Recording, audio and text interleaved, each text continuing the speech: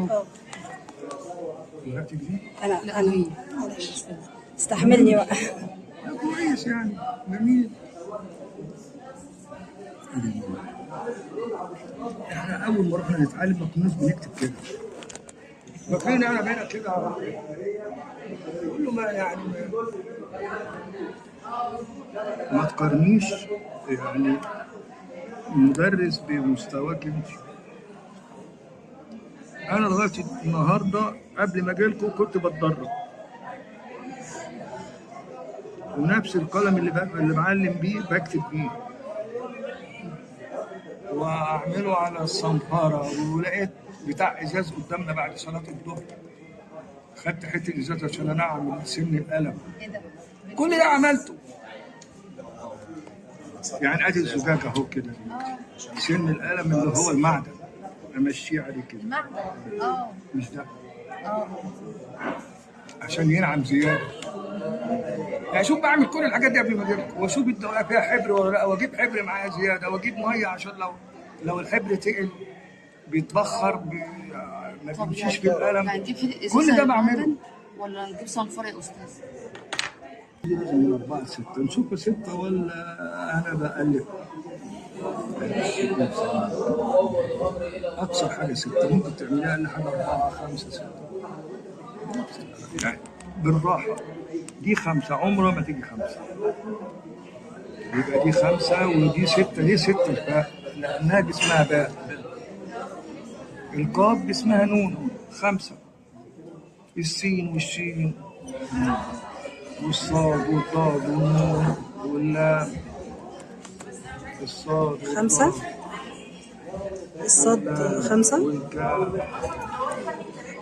كل ده كسات 5. النون انا كاتبهم دي بالرقم. فاء ولا قاف؟ قاف كام؟ 5؟ كله خمسات ما عدا والفاء البي 5 برضه؟ والبي. الفاء 6 البي والبي 6 واللام وكل الباقي 5. الكاف بس 5 استاذك النقطة اللام مش نقطتين. 5. اللام هتدفع نقطة واحدة في اثنين.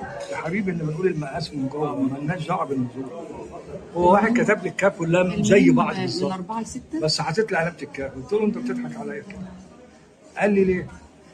قلت له لو حطيت على اللام، لو انا كتبت اللام انا مدرس اهو وحطيت عليها علامه الكاف اقول لك غلط، لان هو منزلها نقطتين الكاف وهي تنزل نقطه واحده. انت كنت حاضر. الكاف تنزل نقطه واللام نقطتين. انت ما عملتيش اللام خالص، اللام زي بعض. بتضحك. السين والصاد برضه لهم نقطتين. السين والصاد والنون. السين والشين زي بعض. أيوة، السين الصاد والصاد. والضاد زي بعض. ازاي تبقى السين تنزل 2 والصاد تنزل السين والشين تنزل حاجه ثانيه؟ من 4 ل 6. تلخبط الدنيا. الناس ما يردوش يجوا يتعلموا الخط، اما اقول لهم السين تنزل نقطتين والصاد تنزل اكتر والداء اكتر، يقول لك يا عم السلام عليكم. طب انا حافظ الحاجات دي بسيط يا استاذ. طب مع انهم والميم دي؟ 26 حرف. وشوف الطب قد ايه، كتب قد ايه ويحفظها سهل بالنسبه له. 28. اقل من 26 ما يجوز 16 حرف. السين والشين زي بعض والصاد والضاد زي بعض. انت لو اختصرت هتلاقيهم قليلين جدا، ومع ذلك الناس مش عايزه تتعلم. الناس بيقول لك صعب. طب الميم دي يا استاذ كام برضه؟ 6 من 4 ل 6 برضه بالشكل ده؟ بيقول له ده انت حافظ القران. لا دي 5، ما فيش حاجه اسمها 4 6. دي مواعيد. ما حضرتك كاتب اهو. ما حضرتك كاتب من 4 ل 6. غير مختلفة. دي هي غير دي؟ دي اه، غير دي. لكن دي عادي. حاضر. دي عشان مرسله. والغير مرسله برضه اللي هي دي من 4 ل 6 المرسل في الميم والراء. انما دي لا يجوز 5 ودي 5 ودي 5 ودي 5 ودي 6. اه. شكرا. بس انت تسال اي واحد يسال اي حاجه. شكرا. يقول الامام علي كرم الله نصف العلم من السؤال. انت لما بتروح للدكتور بيقول لك ايه؟ انت شاعر بايه؟ بتحس بايه؟ هو ما يعرفش انا عندي ايه، وهو طبيب. مدرس زميلنا راح لدكتور عشان الصلاه، دفع الكشف ودخل.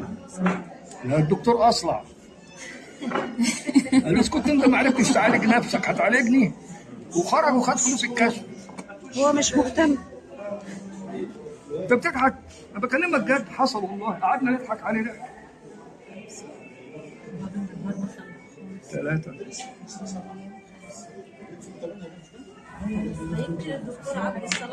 يعني مش مهتم عادي. ما فيش حاجه اسمها عاجبه عرضه.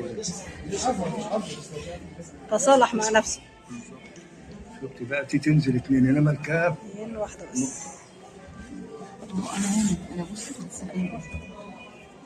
السفنجه دي انا حطاها علشان ممكن الزلف بس لوحده بيتعمل ازاي؟ هو الزلف المفروض قد ايه؟ نقطه؟ نقطتين؟ قد ايه؟ الزلف قلت ايه حضرتك؟ نقطتين. الزلف نقطتين؟ بس ممكن تعملوا كده، ما تكمليش بقى، كملي بسن القلب. تترسم يعني. فاهمه؟ فهمت. سهله. هنا بقى ده كبير قوي، عينك على الفراغ مش على الاسود. تمام. بتبص على الاسود بتكبر الفراغ منك، انما هو ده رحمه الله عينك على الفراغ. ما قالهاش الاستاذ اللي علمني. عينك على الفراغ اللي انت هتسيبه. نقطه صح؟ لا ده هو الشكل الداخلي. الشكل الداخلي اللي هو زي ما تجيش نص نقطه ولا نقطه ازاي؟ حته صغننه ما نلفش قوي.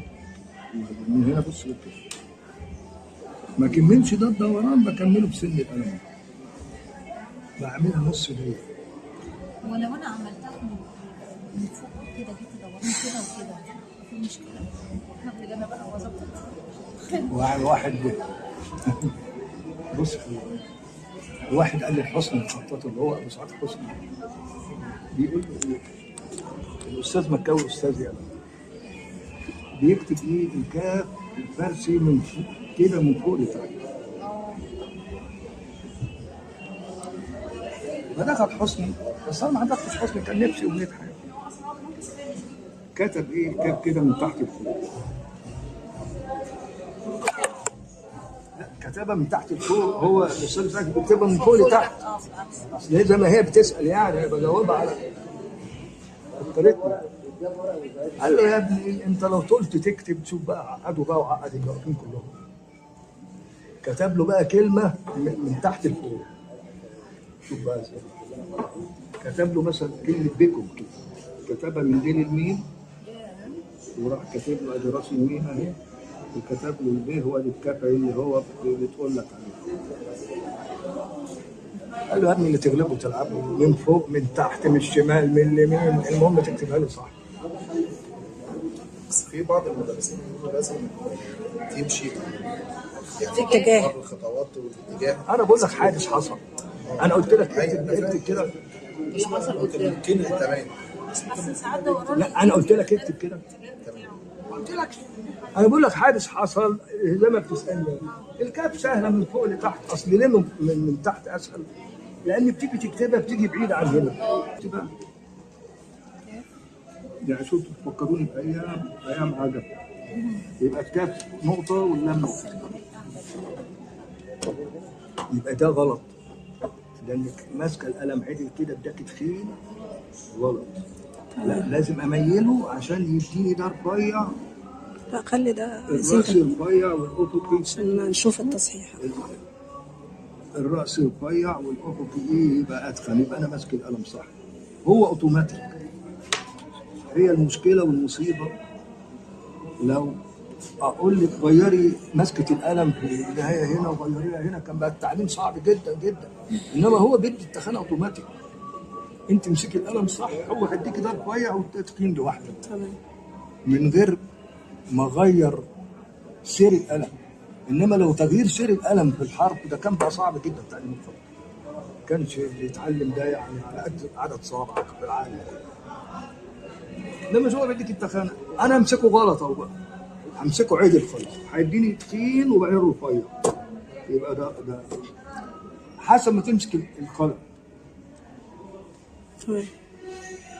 عرفتي؟ شوف انا مميله ميل قد ايه شديد. لذلك احنا بنقطع شيلي دي خالص. المقطع بتاع الثلث ميل اكثر،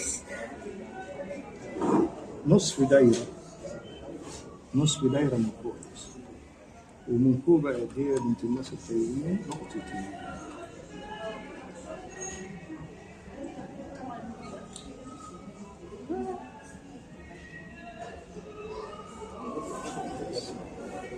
دي شكرا. برضه عينك على البرجولة، يعني ده كبير جدا.